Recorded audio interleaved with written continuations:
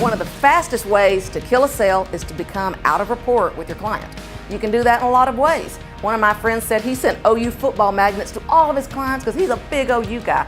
Then he realizes, my clients that are UT fans, they probably didn't appreciate that. I'm definitely out of rapport with them at this moment. I may or may not get some more business. I think one of the things that you can do to build rapport easiest is to look at their bumper stickers. Check out their environment, listen when they talk to you, find out what they like, and find something you genuinely have in common. Another step farther, however, is you've got to physically build rapport. That's your tonality. It's how fast you talk. Because I don't know if y'all noticed, but for a Texan, I'm a fast talker. So I have to be very conscious with that. People don't believe it, but I've had clients who were older before sitting across the table from me for over 2 hours talking about a listing.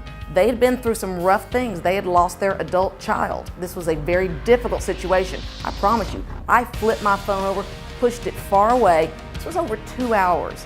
And I leaned forward and I intently chose to listen.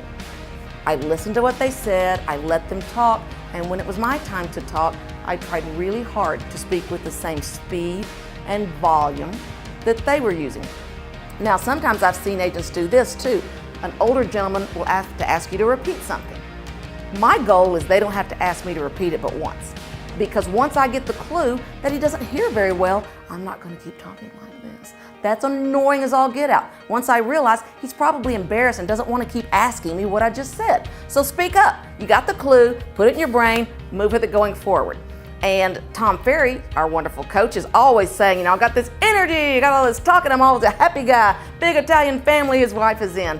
But he said, I have some clients that don't relate like that. He has one client, he said, that'll call him, hey Tom, hey, what's going on?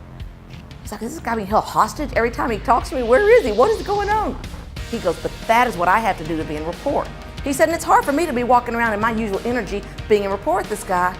He said, so when we're on a call, he goes, I force myself to sit in my chair, kind of lean down behind my desk and be like, hey, what's going on? How's it going? He said, I'm instantly in rapport. We're speaking the same language. If you come at this guy, hey, what's going on? You're gonna run him off. I've got some agents here who have great personalities, big personalities, but they don't always temper it for their audience, right? So we've got to look at who we're talking to. How do they speak? I love it. My marketing director, Shaylee's one of my favorite people, and she's so cute, and she's so calm, and she's just so nice. And one time we were at an event, and she said, yes, they were being really loud. They were talking like this. And it was so funny because we were like, is that your version of yelling?